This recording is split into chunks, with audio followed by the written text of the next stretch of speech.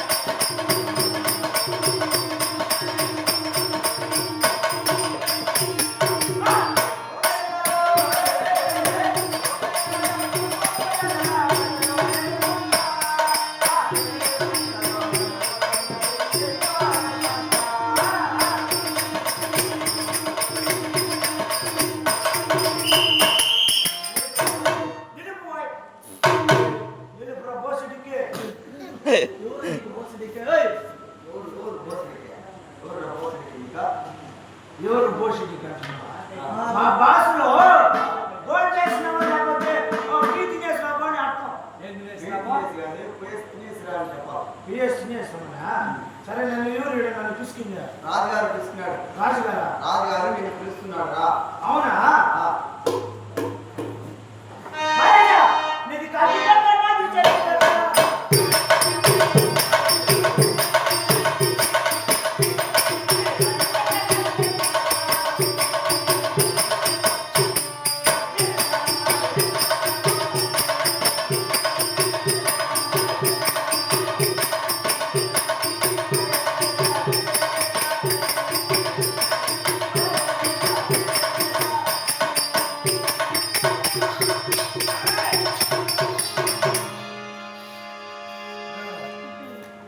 వాడేం చేసి వీడేం చేసా పైన ఉంది.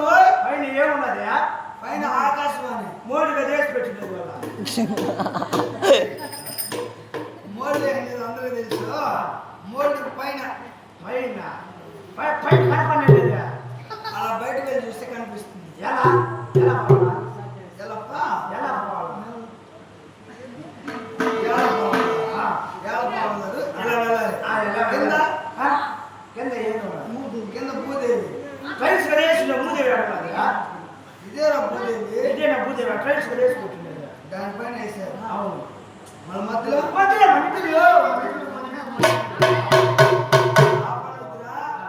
నడుముగా పనిపెట్టింది అనుకో, నడుము కాడికి నరికేస్తా. సరే నన్ను ఏం పిలిచింది? నేటి దినం నేను ఆలస్యంగా వచ్చావు. ఏమంటే ఏం చెప్పేది? ఒరే బాధగా ఉన్నది.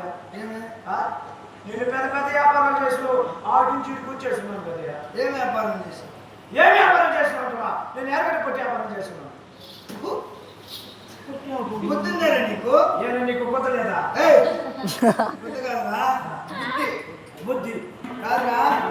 ఎరగటి వ్యాపారం చేయడం చూసినా, తెల్లగడ్డి వ్యాపారం చేయడం చూసినా, ఎన్నో రకాలమైనటువంటి కూరగాయలు వ్యాపారాలు చేశాను. ఎరగడ్డ పొట్టి వ్యాపారం ఉందా? ఏ వ్యాపారం చేయండి కదా. ఎరగటి పుట్టుతా అది ఎలా తీసుకుంటారా? ఎలా తీసుకుంటారంటే నేను టీమర్లో తోలుకుపోతున్నాను. టీమర్ రోడ్డు రోడ్డు తోలుకుపోతున్నా. సముద్రంలో తోలుకుపోతున్నా. తోలుకుపోతుంటే ఏం చేసిందంటే ఎరగటి పొట్టు ముని కూర్చుంటే టీమర్ లేచి కూర్చుంది. ఎరగడ్డ పొట్టు మునిగిపోయింది. టీమర్ లేచి కూర్చుంది. స్టీమర్లు లేచుకుంది. స్టీమర్లు అంటే లేచుకునే ఉంటాయి అనుకో. పొట్టి తేలికైన పదార్థము. అవును. అది ఎలా మునిగిపోతుంది? మనం మునిగిపించేసినాం కదా. అది మునిగిపించాం. అందుకో ఆలస్యం. ఆలస్యం కదా. మనమే ఒక వ్యాపారం చేసినాం. ఇంకా ఏం వ్యాపారం? పంచి వ్యాపారం చేసినాం. షేర్ వ్యాపారం. షేర్ వ్యాపారం చేసినాం. దాంట్లో ఏదో కొంచెం బయట వేస్తుంది. షేర్ల వ్యాపారం చిక్కింది. లాభం మళ్ళీ నేను జాకెట్ వ్యాపారం చేసినాను. షేర్లకు మ్యాచింగ్ జాకెట్ వ్యాపారం చేస్తే ఎలా వచ్చింది లాభం? జాకెట్ వ్యాపారం చేస్తున్న 2 చేతులు నిండా దొరికింది. డబ్బు కట్ట ఈ చేతికి అబ్బి అప్పకుండా.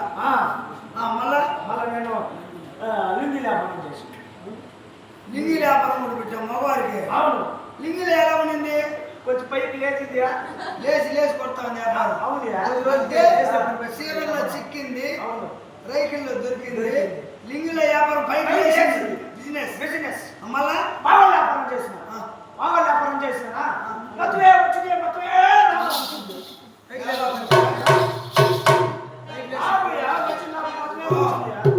చీరల్లో చిక్కింది.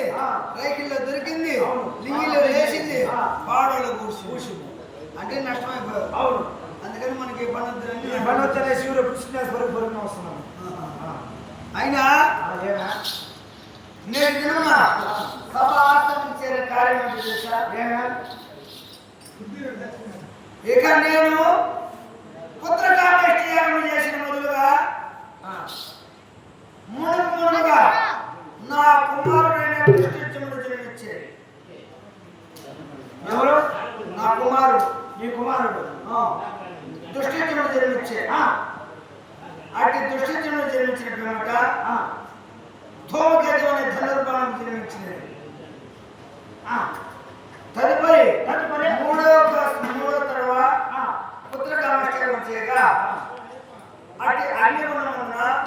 ఆ, ద్రౌపది దేవి జన్మించినది.